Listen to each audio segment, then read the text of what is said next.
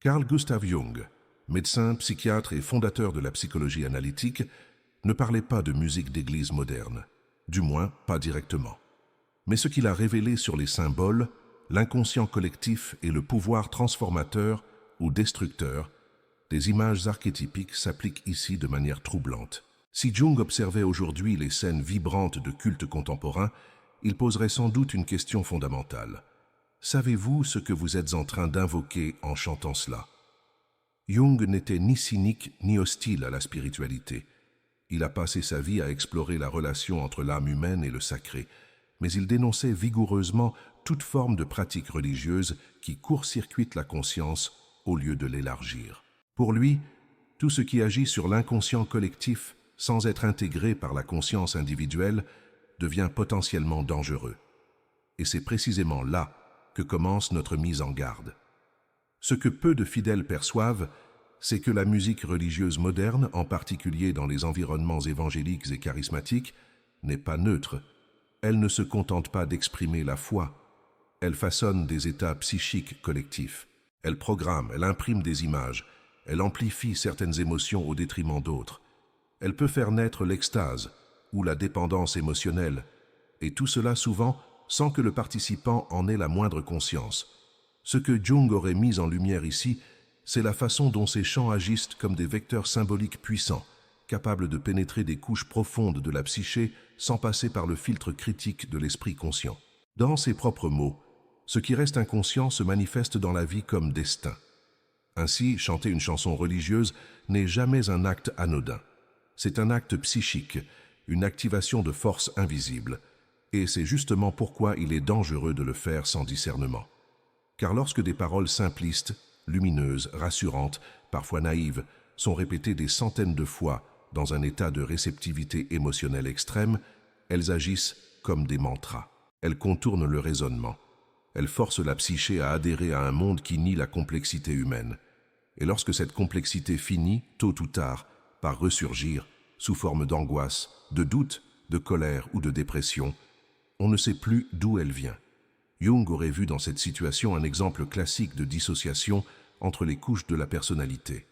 D'un côté, le moi, en surface, baigne dans une atmosphère d'adoration joyeuse. De l'autre, dans les profondeurs, l'ombre, ces parties rejetées, souffrantes, non admises, gronde en silence. Et ce déséquilibre, s'il n'est pas confronté, finit par exploser. Non pas contre Dieu, mais contre soi-même. Il ne s'agit pas ici de diaboliser la musique spirituelle. Au contraire, Jung reconnaissait la puissance sacrée du symbole sonore, mais c'est justement cette puissance qui exige respect, conscience et responsabilité. Il nous met en garde. Tout ce qui touche à l'âme doit être traité avec un soin extrême. Sinon, on entre dans une forme de manipulation psychique collective, même involontaire. Chanter une chanson dans un contexte sacré, ce n'est pas simplement prononcer des mots. C'est activer des images, faire résonner des archétypes, nourrir certains contenus de l'inconscient collectif. Et cela, qu'on y croit ou pas. Car l'inconscient, comme l'a montré Jung, ne dépend pas de nos croyances. Il agit, il réagit, il enregistre. Voilà pourquoi ce premier chapitre pose une alerte. Derrière chaque refrain qui semble anodin peut se cacher une dynamique psychique profonde. Jung ne demandait pas aux gens de se méfier de la foi. Il leur demandait de la vivre avec maturité, avec responsabilité, avec lucidité. Avant de chanter à nouveau, pose-toi cette question. Quel type d'homme ou de femme cette chanson est-elle en train de former en moi? Car au fond, la spiritualité véritable ne consiste pas à fuir notre humanité, mais à l'assumer pleinement, à l'intégrer. Et cela commence par ouvrir les yeux sur ce que nous chantons les yeux fermés. Il y a des vérités que l'on ne peut pas dire avec des mots. Elles se devinent, se sentent, se vivent dans le corps, dans l'âme, dans ces régions de nous-mêmes que la pensée logique n'atteint pas. Pour Carl Jung, l'inconscient ne parle pas notre langue. Il ne pense pas avec des phrases. Il s'exprime par des symboles, des images, des rêves, des gestes, et surtout par le son. Voilà pourquoi la musique, plus que tout autre art, est un langage archétypique. La musique précède la parole. Elle touche une zone primitive, préverbale, de la psyché. Avant même de comprendre ce qu'est une note, un rythme ou une harmonie, nous ressentons son effet dans nos entrailles. Une mélodie peut nous faire pleurer sans qu'on sache pourquoi. Un simple accord peut réveiller une mémoire enfouie depuis l'enfance. Cela n'a rien de magique, c'est le pouvoir brut du symbole sonore. Jung aurait vu dans chaque structure musicale une potentialité archétypique. Les intervalles, les répétitions, les montées en tension et les relâchements émotionnels ne sont pas neutres. Ils agissent comme des clés. Ils ouvrent des portes psychiques. Certains motifs musicaux éveillent l'enfant intérieur, d'autres évoquent le sacré, le chaos, la nostalgie ou la guerre. Et c'est précisément pour cela qu'on ne devrait jamais se contenter d'écouter, encore moins de chanter, une musique sans se demander à quoi elle nous connecte. Dans les rituels anciens, la musique n'était jamais un divertissement. Elle faisait partie intégrante de la relation entre les humains et les forces invisibles. Chaque tambour, chaque flûte, chaque chant portait une intention précise: guérir, invoquer, remercier, pleurer, libérer. Les chamans et les mystiques savaient que certains sons activent des zones spécifiques de l'âme. Aujourd'hui, on appelle cela vibration. Jung, lui, aurait parlé de conduit vers les archétypes. Mais dans les églises modernes, ce savoir s'est largement perdu. On compose des musiques qui plaisent à l'oreille, qui font vibrer les foules, sans se soucier de la nature archétypique de ce qu'elles déclenchent. On parle d'adoration, mais on oublie que l'inconscient ne distingue pas entre adoration consciente et transe manipulée. Quand une foule de centaines de personnes chantent ensemble, dans une même tonalité, dans un même élan émotionnel, quelque chose de collectif est en train de s'activer. C'est le chant de l'inconscient collectif qui est sollicité. Et ce chant ne répond pas au mot Dieu. Il répond aux symboles incarnés, ressentis, répétés. Une musique peut donc devenir un portail vers la lumière, ou vers une illusion, vers l'intégration, ou vers la dissociation. Tout dépend de la conscience avec laquelle elle est reçue. Jung insistait sur le fait que chaque archétype a une face lumineuse et une face obscure. Le héros peut devenir tyran, le sage peut devenir manipulateur, l'ange peut devenir masque, et la musique qui évoque l'un de ces archétypes active aussi potentiellement son ombre. Ainsi, une chanson exaltant la foi et la victoire peut, si elle est mal intégrée, renforcer l'arrogance spirituelle. Une chanson qui évoque la paix peut servir à fuir le conflit intérieur, et une mélodie douce peut endormir la vigilance nécessaire au discernement. C'est pourquoi Jung aurait posé cette question fondamentale. Quel est le mythe que cette musique me fait habiter? Car toute musique nous plonge dans un récit implicite. Elle nous fait entrer dans une atmosphère, dans une structure symbolique, dans un drame intérieur. Et nous jouons notre rôle, souvent sans le savoir. Ce qui est grave, c'est que dans de nombreux contextes religieux modernes, on chante comme on consomme. On enchaîne les morceaux comme on ferait défiler une playlist, on cherche à ressentir quelque chose. Mais cette quête émotionnelle finit par nous éloigner du vrai contact avec nous-mêmes. Car la musique archétypique ne flatte pas l'ego. Elle le confronte, elle le traverse, elle nous met face à nos propres images intérieures. Lorsque Jung parlait de transformation, il ne parlait jamais de confort. Il parlait d'un processus souvent douloureux, mais profondément authentique, par lequel l'être humain cesse de jouer un rôle et commence à devenir lui-même. La musique peut être un allié puissant dans ce processus, mais seulement si elle est utilisée avec conscience. Avant de chanter une nouvelle fois, il faudrait se demander: est-ce que cette chanson m'élève ou m'endort? Est-ce qu'elle me relie à mon âme ou à une façade spirituelle? Est-ce qu'elle m'ouvre ou me conditionne? Car chanter, c'est invoquer. Et ce que nous invoquons tôt ou tard nous transforme. Il y a un mensonge silencieux qui s'est infiltré dans la vie spirituelle moderne, l'idée que seule la lumière est divine, que tout ce qui est bon, pur, lumineux, élevé est à embrasser, et que tout ce qui est sombre, douloureux, chaotique doit être rejeté, réprimé, enterré. Mais Jung nous a mis en garde contre cette scission artificielle. Il a donné un nom précis à cette moitié reniée de nous-mêmes, l'ombre. L'ombre n'est pas le mal. Elle est simplement ce que nous ne voulons pas voir. Ce que nous avons appris à cacher, à dissimuler, à enterrer sous des couches de discours religieux ou moraux. Ce sont nos colères inavouées, nos désirs interdits, nos fragilités, nos doutes, nos jalousies, nos peurs existentielles, tout ce que notre personnalité spirituelle ne veut pas reconnaître. Mais ce que nous refusons d'assumer ne disparaît pas. Cela descend simplement plus profondément dans l'inconscient. Et là, cela agit, cela manipule, cela nous possède. Dans les communautés religieuses modernes, cette dynamique est partout. On chante l'amour, la victoire, la paix, la lumière. On proclame la foi, la confiance, l'abandon à Dieu. Mais que fait-on de la colère, du doute, de la fatigue intérieure? Que fait-on de l'envie, du ressentiment, du sentiment d'abandon ou de solitude? On les étouffe sous des refrains qui ne laissent aucune place à l'ambiguïté. On nie l'ombre au nom de la lumière. Mais Jung savait que cette lumière unilatérale est une illusion dangereuse, car tout ce qui n'est pas intégré revient sous forme de symptômes. Un homme qui chante chaque dimanche « Dieu est bon, tout va bien », sans avoir le droit de nommer sa douleur, finira par tomber malade, physiquement ou psychiquement. Une femme qui refoule sa rage au nom du pardon chrétien finira par exploser contre ceux qu'elle aime. Et une communauté qui répète inlassablement des chants de louanges sans jamais confronter les aspects sombres de l'âme collective finira tôt ou tard par basculer dans le fanatisme ou la dépression silencieuse. L'ombre, disait Jung, ne peut pas être éliminée. Elle doit être reconnue, acceptée, intégrée. Elle est une partie essentielle du processus d'individuation, et cela vaut aussi pour la spiritualité.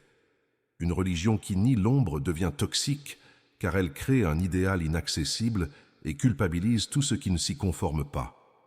Elle pousse les fidèles à porter des masques et les enferme dans une double vie psychique.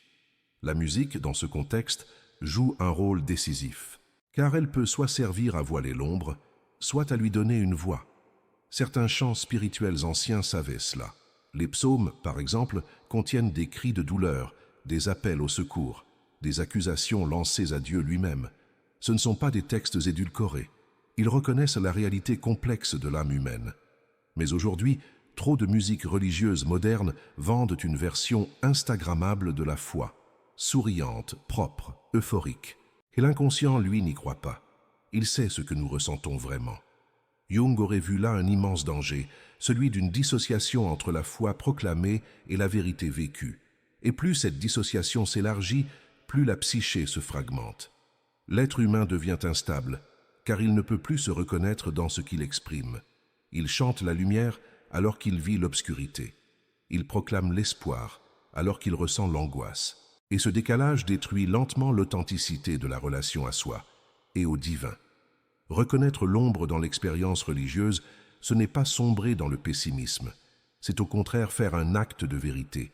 C'est comprendre que la spiritualité authentique ne consiste pas à éliminer nos ténèbres, mais à apprendre à les traverser, à faire de notre souffrance un lieu de rencontre avec le sacré.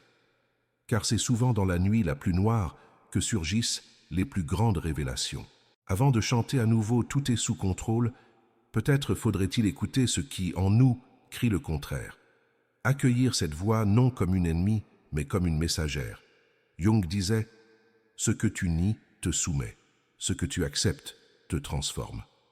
La foi n'est pas l'oubli de notre humanité, mais son approfondissement. Et cela commence par chanter aussi depuis l'ombre. Un malaise silencieux traverse de nombreuses églises contemporaines, mais peu osent le nommer. On entre. On est accueilli par une musique puissante, des lumières tamisées, des écrans géants, une ambiance soigneusement orchestrée pour émouvoir, pour captiver, pour transporter. Tout semble vivant, inspiré, spirituel. Et pourtant, quelque chose sonne faux, comme si, derrière les paroles de foi, une autre logique était à l'œuvre. Jung, s'il entrait dans ces temples modernes du culte, n'aurait pas d'abord analysé les paroles des chants. Il aurait observé les mécanismes. Et il aurait probablement posé une question brutale. Sommes-nous encore en quête du sacré ou simplement de sensations fortes? La musique dans les églises actuelles ne sert plus seulement à soutenir une liturgie. Elle est devenue un outil central de mobilisation émotionnelle. C'est à travers elle que l'on crée l'ambiance, qu'on prépare le cœur, qu'on ouvre les esprits.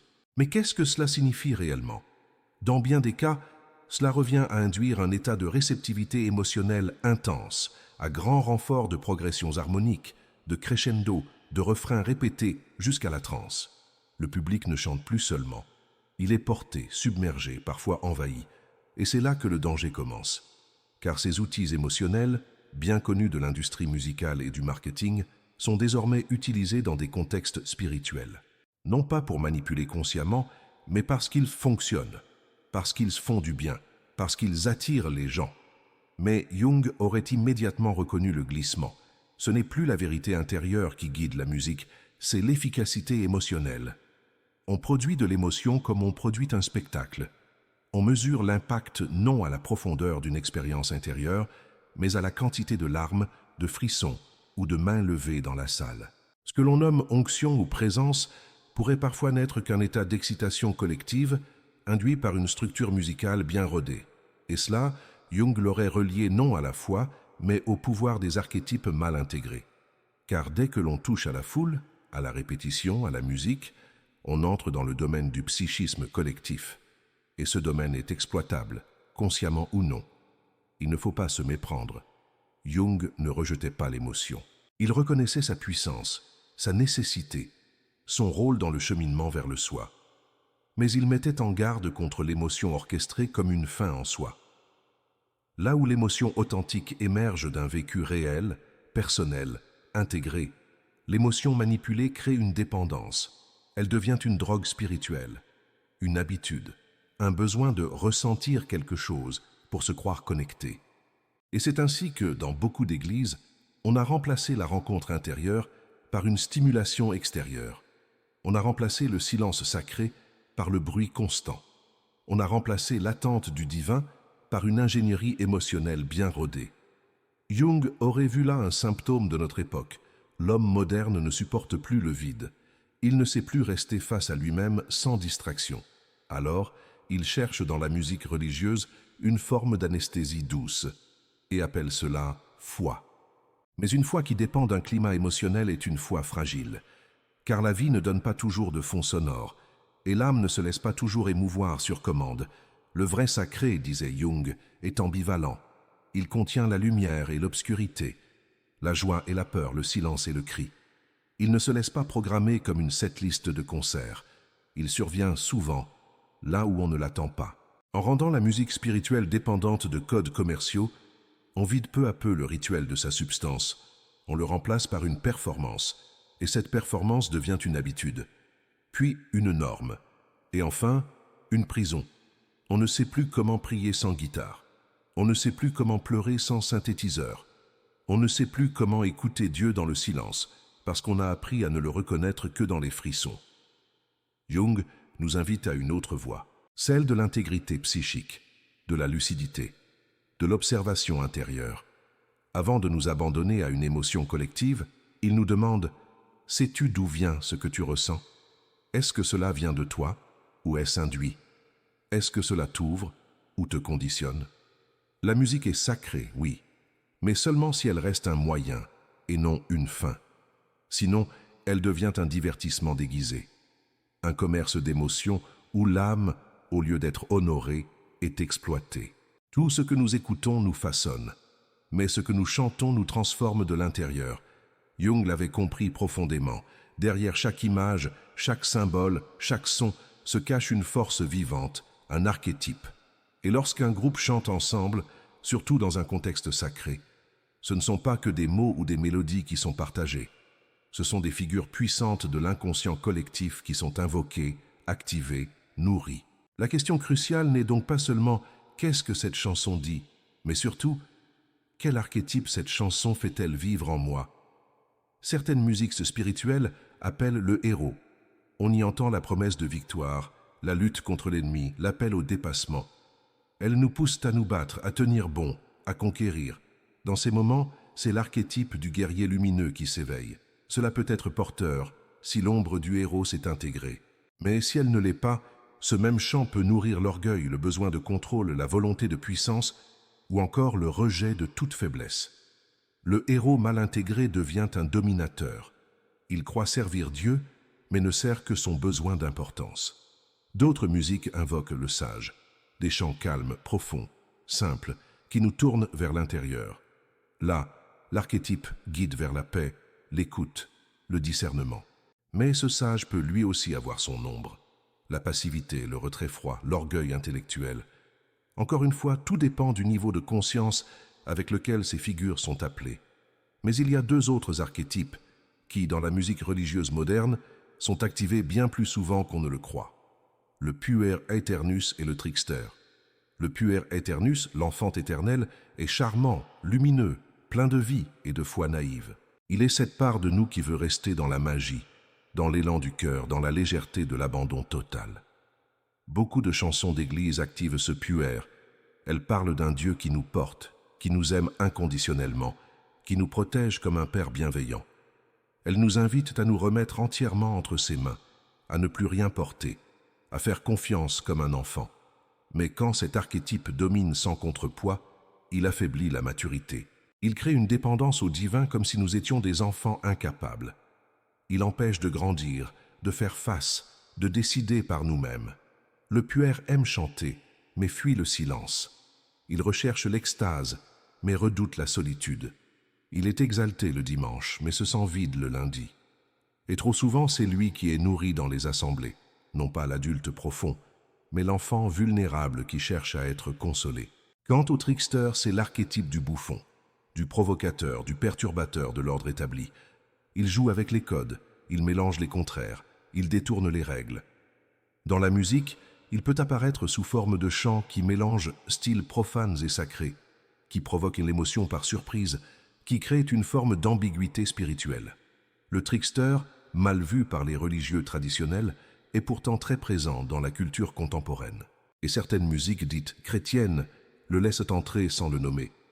Elles séduisent, elles manipulent légèrement, elles amusent, mais sans toujours nourrir une vraie transformation. Le danger, ici, n'est pas dans l'archétype lui-même. Aucun n'est bon ou mauvais. Le danger, c'est l'inconscience. C'est de laisser une figure intérieure s'emparer de notre psyché sans que nous le sachions. De chanter comme le héros alors qu'on fuit sa vulnérabilité. D'adorer comme le puer alors qu'on refuse de grandir. De prier dans la peau du trickster en croyant être guidé par le sage. Jung aurait appelé cela une possession archétypique. L'individu cesse d'être sujet, devient masque. Il se fond dans une figure collective, perdant ainsi sa capacité de discernement. Et la musique, dans ce contexte, agit comme un amplificateur. Ce que nous chantons à répétition devient le rôle que nous jouons inconsciemment. La solution ne réside pas dans le rejet de ces chants, mais dans l'écoute intérieure, dans l'observation lucide, dans cette question que Jung aurait aimé que chaque fidèle se pose. Qui en moi est en train de chanter? Est-ce mon moi conscient, enraciné, présent à lui-même? Ou est-ce un archétype qui prend les commandes pendant que je me perds dans l'émotion? Car au fond, chaque chant est un miroir. Il reflète ce que nous cherchons, ce que nous fuyons, ce que nous voulons incarner. Et dans cet acte simple, chanter, se joue souvent sans que nous en ayons conscience, une bataille intérieure entre l'authenticité et l'illusion. Il est possible de chanter des vérités profondes sans les vivre, de proclamer l'amour, la foi, la lumière, tout en étant intérieurement désintégré, déconnecté, fragmenté. C'est ce que Jung aurait nommé un rituel creux, un acte spirituel vidé de sa substance intérieure. Et dans le contexte religieux contemporain, où les formes sont souvent répétées sans présence, sans conscience, ce phénomène est devenu presque banal, mais ce n'est pas sans conséquence. Le rituel, dans les traditions anciennes, avait une fonction psychique essentielle. Il liait le monde intérieur à l'extérieur. Il était un pont entre le sacré et la vie quotidienne. Chaque geste, chaque mot, chaque son incarnait une intention. Rien n'était là pour faire joli. Tout était chargé de signification, de puissance, de responsabilité. Jung reconnaissait dans ces rituels un langage symbolique permettant à la psyché humaine de s'aligner, de se recentrer, de se transformer. Sans ces passages symboliques, disait-il, l'âme s'égare. Mais lorsqu'un rituel devient mécanique, lorsqu'il est répété sans ancrage intérieur, sans conscience réelle, il se retourne contre celui qui le pratique. Ce qui devait être un acte d'unité devient une scène de séparation. Le chant devient habitude, la parole devient slogan, le moment sacré devient un automatisme collectif, et la psyché, qui cherche le réel, se met à souffrir. Chanter sans présence, c'est jouer un rôle. Et plus ce rôle est éloigné de l'état réel de l'âme, plus la dissociation grandit. Jung observait souvent cela chez ses patients, des individus profondément croyants, mais psychiquement instables, car leur foi était devenue un masque. Ils disaient « je crois », mais en eux, une colère, une peur ou une honte bouillonnaient. Et comme ces émotions n'avaient pas le droit d'exister dans leur système de croyance, elles étaient refoulées, repoussées, enterrées. Mais ce qui est réprimé ne meurt jamais. Cela s'accumule. Et un jour, cela remonte sous forme de crise. C'est exactement ce que produit, à grande échelle, un rituel religieux vidé de conscience. Il génère une dissociation collective. On chante des paroles d'unité, de paix, d'amour, mais chacun intérieurement porte ses conflits, ses blessures, ses dualités non résolues. Et comme il n'y a pas d'espace pour les nommer, pour les intégrer, ils deviennent des fardeaux silencieux. L'assemblée entière peut devenir un théâtre de dissonance, apparence de foi mais fatigue intérieure, louange bruyante mais absence de transformation réelle. Jung aurait appelé cela un désalignement du soi. L'individu croit avancer spirituellement, mais en réalité il creuse un fossé entre ce qu'il vit et ce qu'il exprime. Et plus ce fossé s'élargit, plus le risque d'effondrement augmente. Burn-out spirituel, perte de sens, dépression existentielle, rejet brutal de la foi. Tout cela sont les symptômes d'une âme qui a été privée trop longtemps de vérité. Et au cœur de ce désalignement, il y a souvent la musique, car c'est elle qui entre directement dans l'émotion. C'est elle qui dit sans dire ce qu'on est censé ressentir. Elle donne le ton, elle impose une énergie collective, et si cette énergie ne correspond pas à l'état réel de l'âme, elle crée une tension, une fracture, un effort de suivre un élan qu'on ne ressent pas vraiment. C'est là que le rituel devient violence douce, un formatage émotionnel inconscient. Il faut dire les choses clairement. Chanter sans conscience n'est pas neutre. C'est un acte psychique qui peut devenir destructeur. Car ce que nous proclamons sans habiter devient un mensonge intérieur. Et l'âme qui cherche l'unité ne peut pas se construire sur des mots creux. Elle exige cohérence, présence, vérité.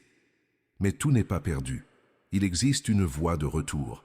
Jung la connaissait bien. Le retour à soi. Cela commence par une pause, par un refus d'automatisme, par le courage de ne pas chanter quand le cœur ne suit pas, par l'écoute du silence intérieur, même lorsqu'il est inconfortable. Car ce silence, s'il est habité, vaut mieux que 1000 chants prononcés mécaniquement. Avant de reprendre ce refrain que tu connais par cœur, demande-toi, est-ce encore vivant en moi?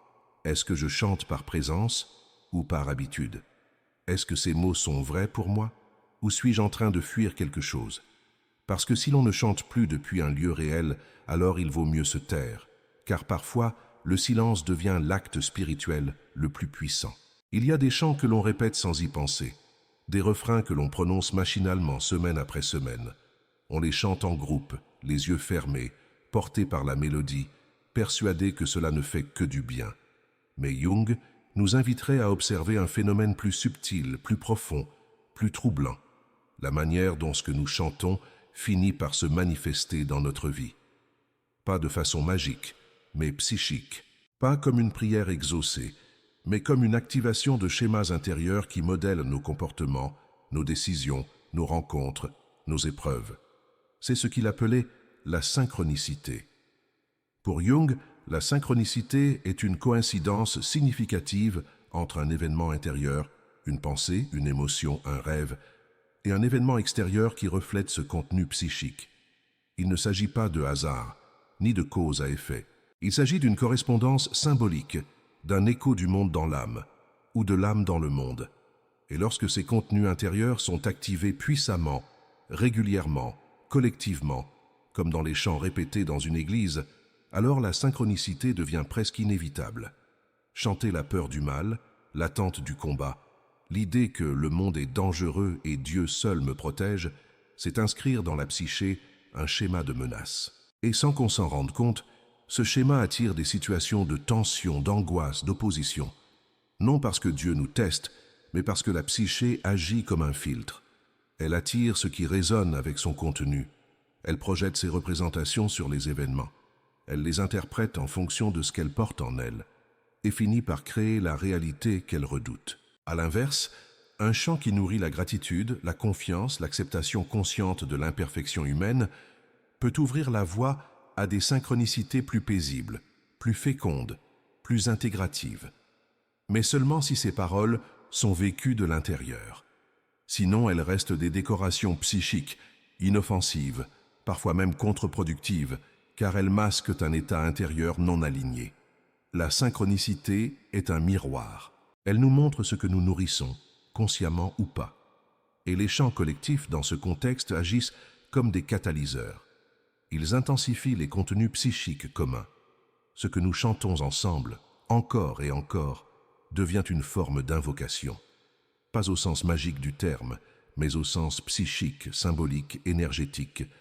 Et cette invocation finit par se frayer un chemin dans la réalité vécue. Jung aurait été particulièrement attentif à la répétition inconsciente, car ce que nous répétons, nous l'ancrons. Une parole chantée 1000 fois entre dans les couches les plus profondes de la psyché. Elle cesse d'être un simple mot, elle devient une structure interne. Elle façonne notre manière de percevoir, de ressentir, de réagir. Elle modèle notre inconscient.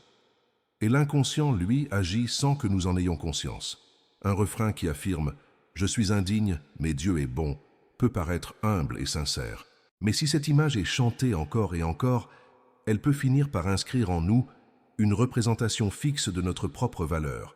Je suis petit, je suis déficient, je ne mérite pas.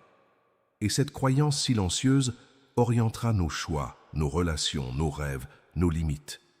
Elle créera des synchronicités douloureuses, des échecs, des trahisons, des humiliations, non pas parce que Dieu les veut, mais parce que nous avons programmé notre psyché pour qu'elle cherche à confirmer cette image. Cela peut sembler dur à entendre, mais Jung ne cherchait pas le confort, il cherchait la vérité de l'âme, et pour lui, tout contenu psychique non conscient agit comme un destin. Ce que nous ne voyons pas en nous, nous le rencontrerons dehors. Ce que nous n'assumons pas, nous le vivrons comme une fatalité. Alors, avant de chanter à nouveau, peut-être faut-il se poser cette question simple mais cruciale. Quel monde suis-je en train d'appeler par mes paroles? Est-ce un monde de peur ou de confiance, de combat ou d'acceptation, de séparation ou d'unité? Ce que nous répétons devient réel, ce que nous chantons devient forme, et l'univers ou l'inconscient collectif y répond. Jung ne nous aurait pas dit d'arrêter de chanter, il nous aurait demandé de chanter en conscience, de sentir l'effet de chaque parole, d'observer ce qu'elle éveille en nous, et surtout de ne jamais oublier que la voix unie à l'intention est un acte créateur. Elle peut ouvrir des portes ou construire des prisons invisibles. Il arrive un moment, pour tout être humain engagé dans une quête intérieure sincère, où les anciennes réponses ne suffisent plus, où les chants rassurants deviennent trop étroits, où les formules automatiques, même pleines de foi, résonnent creux. Ce moment n'est pas une perte de foi, c'est le début de la lucidité. Jung appelait cela l'entrée dans le chemin d'individuation, ce processus exigeant, profond, irréversible, par lequel l'individu cesse de se fondre dans les formes collectives pour devenir un être unifié, enraciné dans sa propre vérité.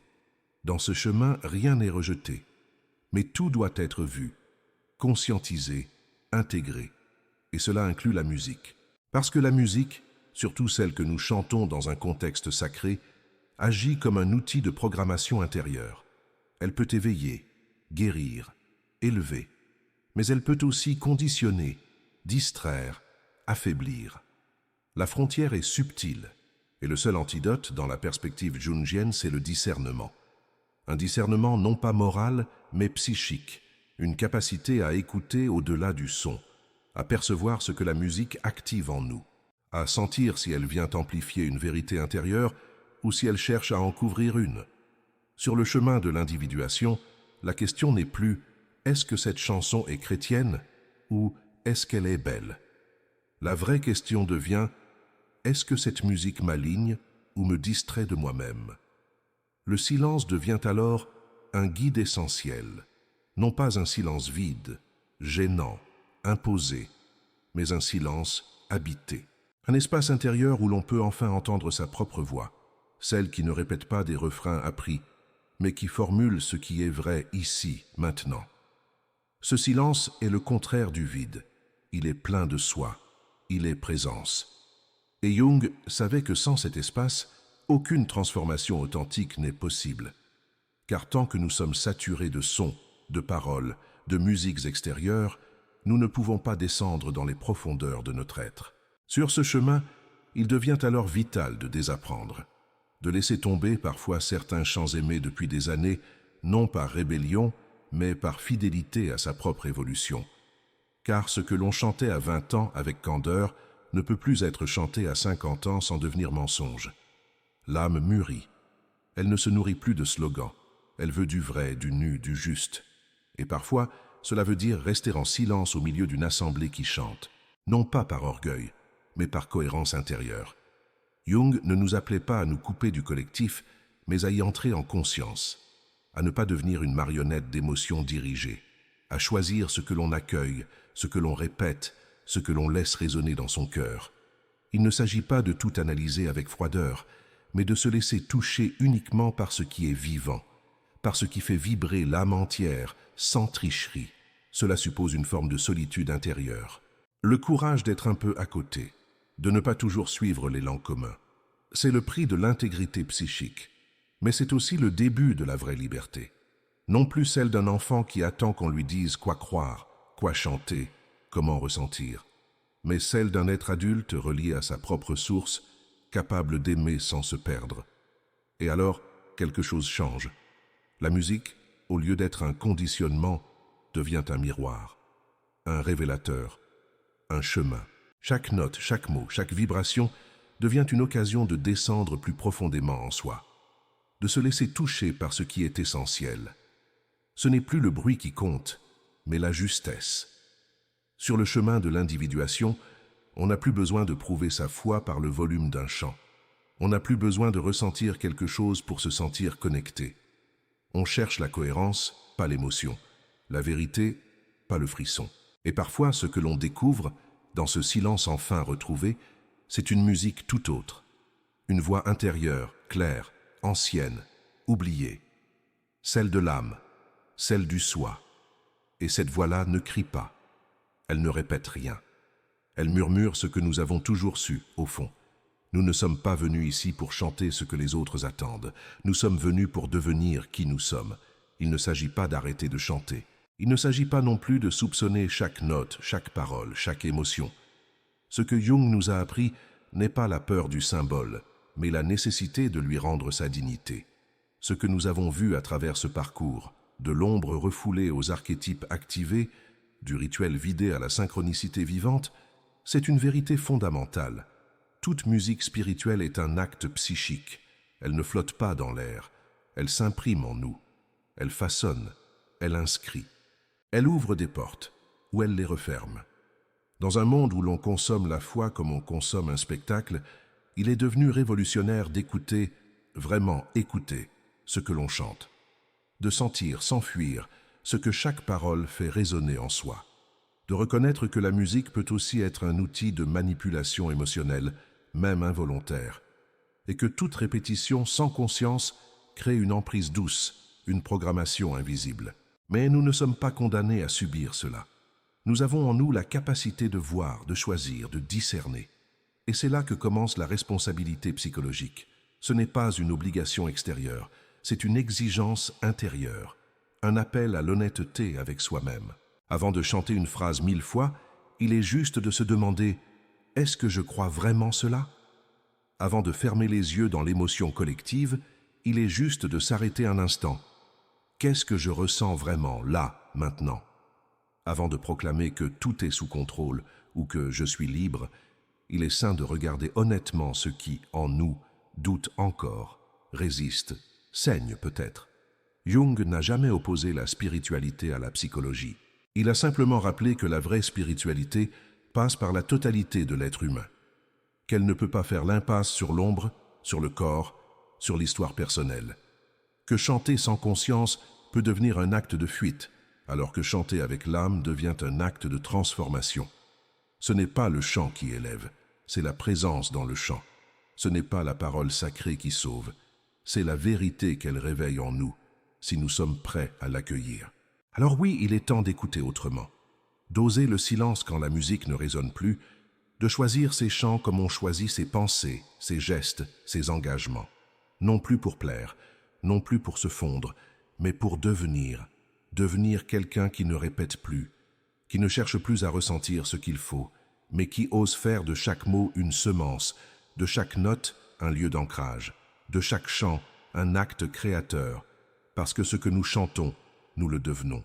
Et si c'est vrai, alors il n'y a plus rien de banal dans une chanson. Chaque note devient une responsabilité, chaque refrain, un miroir, chaque adoration, une semence d'avenir. La musique n'est pas neutre, elle est vivante, elle est puissante, elle est sacrée, et il est temps de la traiter comme telle.